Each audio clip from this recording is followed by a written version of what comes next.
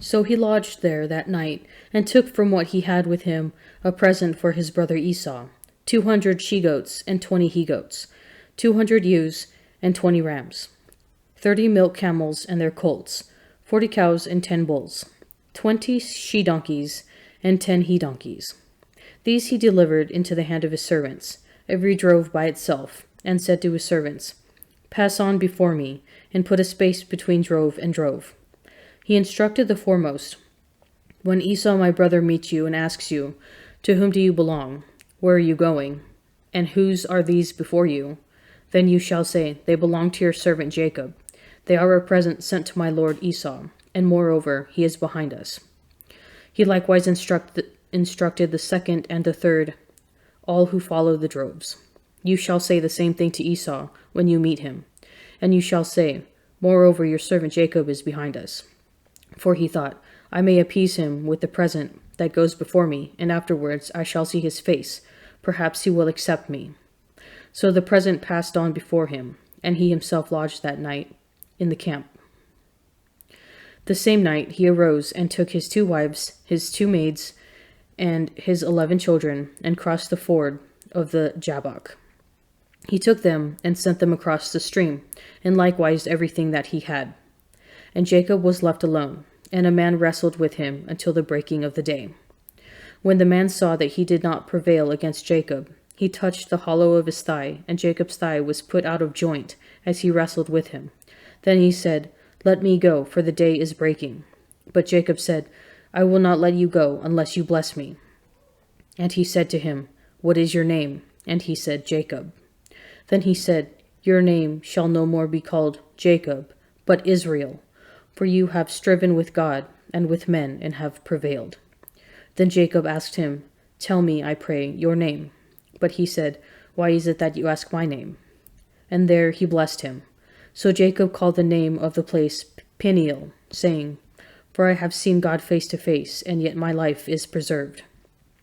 The sun rose upon him as he passed Penuel, limping because of his thigh. Therefore to this day the Israelites do not eat the sinew of the hip which is upon the hollow of the thigh, because he touched the hollow of Jacob's thigh on the sinew of the hip. And Jacob lifted up his eyes, and looked, and behold, Esau was coming, and 400 men with him. So he divided the children among Leah and Rachel, and the 2 maids. And he put the maids with their children in front, then Leah with her children, and Rachel and Joseph last of all. He himself went on before them, bowing himself to the ground 7 times, until he came near to his brother. But Esau ran to meet him, and embraced him, and fell on his neck and kissed him, and they wept. And when Esau raised his eyes, and saw the women and children, he said, "Who are these with you?" Jacob said, "The children whom God has graciously given your servant." Then the maids drew near, they and their children, and bowed down. Leah likewise and her children drew near and bowed down. And last Joseph and Rachel drew near, and they bowed down. Esau said, "What do you mean by all this company which I met?" Jacob answered, "To find favor in the sight of my lord." But Esau said, "I have enough, my brother. Keep what you have for yourself." Jacob said, "No, I beg you, if I have found favor in your sight, then accept my present from my hand. For truly, to see your face is like seeing the face of God. With such favor have you received me. Accept, I beg you, my gift that is brought to you, because God has dealt graciously with me, and because I have enough." Thus he urged him, and he took it. Then Esau said, "Let us journey on our way, and I will go before you." But Jacob said to him, "My Lord knows that the children are frail, and that the flocks and herds giving suck are a care to me, and if they are overdriven for 1 day, all the flocks will die. Let my Lord pass on before his servant, and I will lead on slowly, according to the pace of the cattle, which are before me, and according to the pace of the children, until I come to my Lord in Seir." So Esau said, "Let me leave with you some of the men who are with me." But he said, "What need is there? Let me find favor in the sight of my Lord." So Esau returned that day on his way to Seir. But Jacob journeyed to Succoth, and built himself a house, and made booths for his cattle. Therefore the name of the place is called Succoth. And Jacob came safely to the city of Shechem, which is in the land of Canaan, on his way from Padanaram. and he camped before the city. And from the sons of Hamor, Shechem's father, he bought for 100 pieces of money the piece of land on which he had pitched his tent. There he erected an altar and called it El Ohe Israel. Now Dinah, the daughter of Leah, whom she had borne to Jacob, went out to visit the women of the land. And when Shechem, the son of Hamor, the Hivite, the prince of the land, saw her, he seized her and lay with her and humbled her. And his soul was drawn to Dinah, the daughter of Jacob. He loved the maiden and spoke tenderly to her. So Shechem spoke to his father Hamor, saying, "Get me this maiden for my wife." Now Jacob heard that he had defiled his daughter Dinah, but his sons were with his cattle in the field, so Jacob held his peace until they came. And Hamor, the father of Shechem, went out to Jacob to speak with him. The sons of Jacob came in from the field when they heard of it, and the men were indignant and very angry, because he had wrought folly in Israel by lying with Jacob's daughter. For such a thing ought not to be done. But Hamor spoke with them, saying, "The soul of my son Shechem longs for your daughter. I beg you, give her to him in marriage. Make marriages with us, give your daughters to us, and take our daughters for yourselves. You shall dwell with us, and the land shall be open to you. Dwell and trade in it, and get property in it." Shechem also said to her father and to her brothers, "Let me find favor in your eyes, and whatever you say to me I will give. Ask of me ever so much as marriage present and gift, and I will give according as you say to me. Only give me the maiden to be my wife." The sons of Jacob answered Shechem and his father Hamor deceitfully, because he had defiled their sister Dinah. They said to them, "We cannot do this thing, to give our sister to one who is uncircumcised, for that would be a disgrace to us. Only on this condition will we consent to you, that you will become as we are, and every male of you be circumcised. Then we will give our daughters to you, and we will take your daughters to ourselves, and we will dwell with you and become one people. But if you will not listen to us and be circumcised, then we will take our daughter, and we will be gone." Their words pleased Hamor and Hamor's son Shechem, and the young man did not delay to do the thing, because he had delight in Jacob's daughter. Now he was the most honored of all his family. So Hamor and his son Shechem came to the gate of their city and spoke to the men of their city, saying, "These men are friendly with us. Let them dwell in the land and trade in it, for behold, the land is large enough for them. Let us take their daughters in marriage, and let us give them our daughters. Only on this condition will the men agree to dwell with us, to become one people, that every male among us be circumcised as they are circumcised. Will not their cattle, their property, and all their beasts be ours? Only let us agree with them, and they will dwell with us." And all who went out of the gate of his city hearkened to Hamor and his son Shechem, and every male was circumcised, and all who went out of the gate of his city. On the third day, when they were sore, two of the sons of Jacob, Simeon and Levi, Dinah's brothers, took their swords and came upon the city unawares, and killed all the males. They slew Hamor and his son Shechem with the sword, and took Dinah out of Shechem's house, and went away. And the sons of Jacob came upon the slain, and plundered the city, because their sister had been defiled.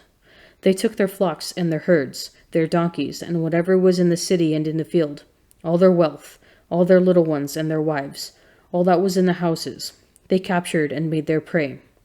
Then Jacob said to Simeon and Levi, "You have brought trouble on me by making me odious to the inhabitants of the land, the Canaanites and the Perizzites. My numbers are few, and if they gather themselves against me and attack me, I shall be destroyed, both I and my household." But they said, "Should he treat our sister as a harlot?" A Psalm of David. O Lord, who shall sojourn in your tent? Who shall dwell on your holy mountain? He who walks blamelessly and does what is right, and speaks truth from his heart, who does not slander with his tongue, and does no evil to his friend, nor takes up a reproach against his neighbor, in whose eyes a reprobate is despised, but who honors those who fear the Lord, who swears to his own hurt and does not change, who does not put out his money at interest, and does not take a bribe against the innocent. He who does these things shall never be moved. And when Jesus had finished instructing his 12 disciples, he went on from there to teach and preach in their cities. Now when John heard in prison about the deeds of the Christ, he sent word by his disciples and said to him, Are you he who is to come, or shall we look for another? And Jesus answered him, Go and tell John what you hear and see. The blind receive their sight, and the lame walk. Lepers are cleansed, and the deaf hear.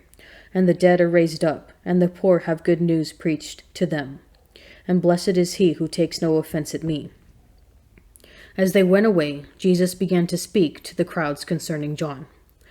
What did you go out into the wilderness to behold? A reed shaken by the wind? Why then did you go out? To see a man dressed in soft robes? Behold, those who wear soft robes are in kings' houses. Why then did you go out? To see a prophet?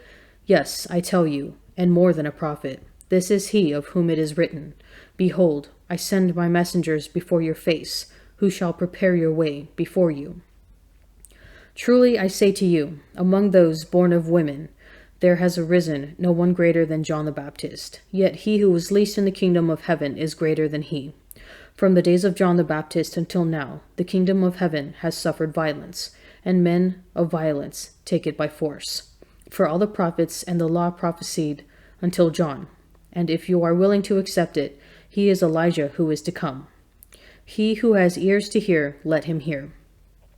But to what shall I compare this generation? It is like children sitting in the marketplaces and calling to their playmates. We piped to you, and you did not dance. We wailed, and you did not mourn. For John came neither eating nor drinking, and they say, He has a demon. The Son of Man came eating and drinking, and they say, Behold, a glutton and a drunkard, a friend of tax collectors and sinners. Yet wisdom is justified by her deeds. Then he began to upbraid the cities where most of his mighty works had been done, because they did not repent. Woe to you, Chorazin! Woe to you, Bethsaida! For if the mighty works done in you had been done in Tyre and Sidon, they would have repented long ago in sackcloth and ashes. But I tell you, it shall be more tolerable on the day of judgment for Tyre and Sidon than for you. And you, Capernaum, will you be exalted to heaven? You shall be brought down to Hades. For if the mighty works done in you had been done in Sodom, it would have remained until this day. But I tell you that it shall be more tolerable on the day of judgment for the land of Sodom than for you. At that time Jesus declared, I thank you, Father, Lord of heaven and earth, that you have hidden these things from the wise and understanding and revealed them to infants. Yes, Father, for such was your gracious will. All things have been delivered to me by my Father, and no one knows the Son except the Father, and no one knows the Father except the Son, and anyone in whom the Son chooses to reveal him. Come to me, all who labor and are heavy laden, and I will give you rest. Take my yoke upon you, and learn from me, for I am gentle and lowly in heart, and you will find rest for your souls. For my yoke is easy, and my burden is light. John's disciples ask Jesus if he is the one to come. In other words, is Jesus the Messiah, the King of Israel? Jesus sends them back to John as eyewitnesses, reporting the blind see, the lame walk, and the deaf hear, all of which fulfill the prophetic vision of a new Exodus in Isaiah 35. John's messengers come with a question in biblical code. Are you he who is to come? Taken from messianic passages like Psalm 118, to which Jesus in turn answers with biblical echoes of Isaiah 35, basically saying, yes, to recognize the king and his kingdom requires a deeper vision and hearing, one which will allow us to arise from our moral leprosy and lameness and begin to walk in the way of Jesus the Christ. Unfortunately, Jesus upbraids the cities for hearing him, but not putting his words into action. He concludes by inviting us to take up his yoke, which by his grace is easy and light. Is it not true that we are often afraid to do God's will, thinking it will rob us of pleasure, peace, and joy, only to find that submitting to God's will is the only way to really achieve the rest we desire? Do you recognize Christ as King in your own life and strive to put his words into action?